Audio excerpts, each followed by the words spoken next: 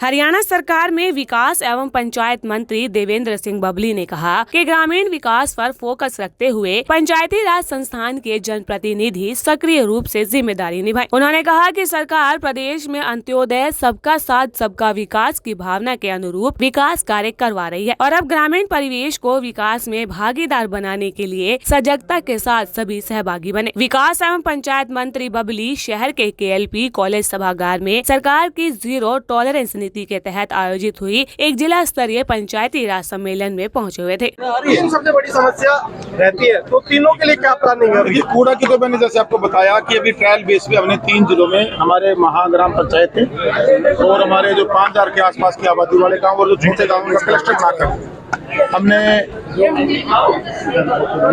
Pilot project के रूप में इसको शुरू किया है। 1 महीना तक रिपोर्ट आई जाएगी NGT की गाइडलाइन के को मद्देनजर रखते हुए एंड टू एंड सोल्यूशन पे कि गांव का कूड़ा इकट्ठा हुआ उसका सेग्रीगेट होके उसके ढेर ना पड़े और जो मटेरियल जहाँ यूज करना उसका यूज हो। और आने वाले समय में बहुत जल्दी हम कोशिश करेंगे कमिश्नर लेवल पे और ब्लॉक जिला लेवल पे इसको पूरे प्रदेश तक लेके जाने से काफी बड़ा बदलाव जो एक सफाई को लेकर हमारे हरियाणा प्रदेश में आएगा और ये सरकार का एक बहुत बड़ा फैसला होगा। लेकिन इसके साथ साथ मैंने आह्वान किया है चुने हुए पंचायतों से, प्रतिनिधियों से, चाहे हमारे पंच हों, सरपंच हों, हमारे जिला परिषद के मेंबर बने हैं, ब्लॉक समिति के मेंबर बने हैं और आम नागरिकों से, जब वो अपनी जिम्मेवारियों को सरकार का सहयोगी बनने के साथ जुड़ेंगे तब जाकर हमारे गाँव को साफ सुथरा रख सकेंगे। आप अगर ये समझे अकेला सरकार गाँव को साफ कर सकती है, मेरा ये मानना है शायद संभव नहीं। आम नागरिक की भागीदारी इसके अंदर बहुत ज्यादा जरूरी है। हम सब मिलकर सरकार के सहयोगी बनकर अपने गांव को साफ सुथरा रखते हुए और 2 घंटे मैंने अनुरोध किया है हरियाणा प्रदेश की जनता से, जो हमारे देश के प्रधानमंत्री जी ने भी शुरू में झाड़ू उठाकर लोगों से आह्वान किया था, हमारे मुख्यमंत्री जी ने बार बार आह्वान किया है कि 2 घंटे आप वीक में अपने गाँव की सफाई के लिए एक अभियान चलाने का काम करें कि हर वीकेंड पे से सैटरडे, संडे, फ्राइडे कोई भी एक दिन तय करेगा और उसमें चुने प्रतिनिधि प्लस में जो हमारी सोशल संस्थाएं हैं, हमारे युवा क्लब हैं और जो काम के आम नागरिकों को साथ जोड़ते हुए जितनी भी हमारी पंचायती प्रॉपर्टी है उनका रखरखाव, उनकी सफाई और गांव के बाहर जो रोडियों के ढेर हैं उनको सफाई कराने का या गलियों के अंदर सफाई करने का अभियान हर रोज शुरू रखें, उसको हर महीने शुरू रखें और पूरे साल शुरू रखें, तब जाकर हमारे गाँव सरकार की सुविधा। वाटर लॉगिंग की भी बात थी, उसमें भी कोई प्लान नहीं? वाटर लॉगिंग में बिल्कुल वेस्ट वाटर मैनेजमेंट के तहत बहुत बड़ा फैसला, ये बहुत बड़ा फैसला कहूँगा, आज तक किसी ने इस पर विचार सोच भी नहीं बनाई, हमारी सरकार ने लेने का काम किया। उसके अंदर 1800 पॉइंट को आइडेंटिफाई किया है जिनको हमने दुरुस्त करने की जरूरत है और जो जिनकी हालात गाँव की बहुत ज्यादा खराब थी 3500 के आसपास गाँव को हमने टारगेट करके उनके टेंडर लगाने का काम किया। आधे से ज्यादा काम शुरू हो चुके हैं और मार्च से पहले 3500 गांव के अंदर आपको हर गांव के अंदर आपको काम चलता नजर आएगा। हर गांव के अंदर JCB आएगी और ये ग्रे वाटर प्रतिशत पैसा लगे उसके लिए सरकार ने एक बहुत बड़ा फैसला लिया जो ई-टेंडरिंग का फैसला और जियो टैग के साथ विद कोड जितने भी काम होंगे अब वो जियो टैग के साथ विद कोड होके रजिस्टर्ड होंगे। आप एक गली को अगर कोई रीजन वाइज खराब हो जाती है तो सारा रीजन लेना पड़ेगा, बार बार उस गली का एक का पैसा 2 या 3 बार रिलीज नहीं होगा। तो पहले बहुत सी ऐसी शिकायतें हमारे पास आती थी, जिस गली का पैसा ब्लॉक समिति से चला गया, जिला परिषद भी चला गया, इसका पंचायत ने भी लगा दिया, या और जो करप्शन की शिकायतें बार बार आती थी। मैं ये मानता हूँ जो ये पंचायतें बनी है आप देखेंगे पहले के मुकाबले इनमें जो ये जीरो टॉलरेंस की हम बात कर रहे हैं, जीरो टॉलरेंस पर हरियाणा सरकार काम करके में कामयाब रहेगी। कोई गड़बड़ी करता है तो उस पर क्या एक्शन लिया जाएगा? उस पर कानूनी प्रावधान है, उसके अंदर राइट टू रिकॉल सरपंचों के लिए आ गया है।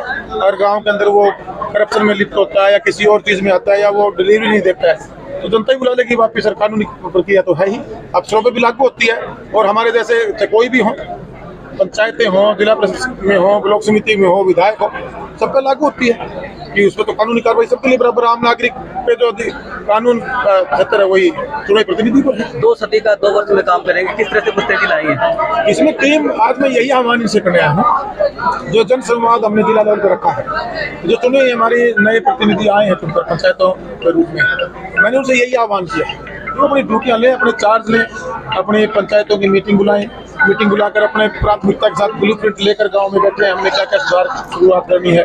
अगर हमारे जल जीवन मिशन के तहत जो प्रधानमंत्री जी ने आह्वान मतलब पूरे देश में कि हर घर तक हम नल के माध्यम से जल देने का काम करेंगे। हर घर जल, शुद्ध जल। उसमें अगर कहीं कोई कमी है, कोई बाकी है, उसको पूरा कराने का काम करें। क्यों अगर गली बनने के बाद इसको करेंगे तो गली का नुकसान होगा, उसको पहले देखें। बिजली जहाँ अगर लाइन लॉस नहीं है वो देने का अगर 24 घंटे तक सरकार देना चाहती है और दे भी रही है, 18 घंटे, 16 घंटे, 22 घंटे। अगर लाइन लॉस नहीं है तो 24 घंटे भी हम गाँव में शहरी तर्ज पे सुविधाएं जाने। जो गलियों के साथ, नालियों के साथ घिरे वाटर वाला मैंने आपको बता दिया, पुरानी बिल्डिंग थी, उनमें शिक्षा को में बेटरमेंट हो, हमारे बच्चों को सुविधा मिले। ई लाइब्रेरी हम लेकर आए, पूरे देश के अंदर पहला प्रदेश है। इसी प्रकार से हमारे युवाओं के लिए आधुनिक जिम, जो 3 स्टार होटल भी होता है, वो जिम हम बना के देने लग रहे हैं। महिलाओं के लिए, हमारी बुजुर्ग महिलाओं के लिए हम संस्कृति भवन बना कर देने लग रहे हैं। जो गाँव के अंदर जमीनें पड़ी हैं जिनमें कूड़े के ढेर लगे, उनमें पार्क बना कर देने लग रहे हैं। गाँव की फिरनियों पर स्ट्रीट लाइट लगा कर देने लग रहे हैं। पूरे प्रपोजल हमने 9 स्तरीय कार्यक्रम हमने मेरे मंत्री बनने के बाद माननीय मुख्यमंत्री से चर्चा करके इनको हमने इम्प्लीमेंट करने में लगे हुए हैं। 10-20% काम शुरू हो चुके हैं। अब सरपंच आए, इनसे हमें सपोर्ट मिलेगी।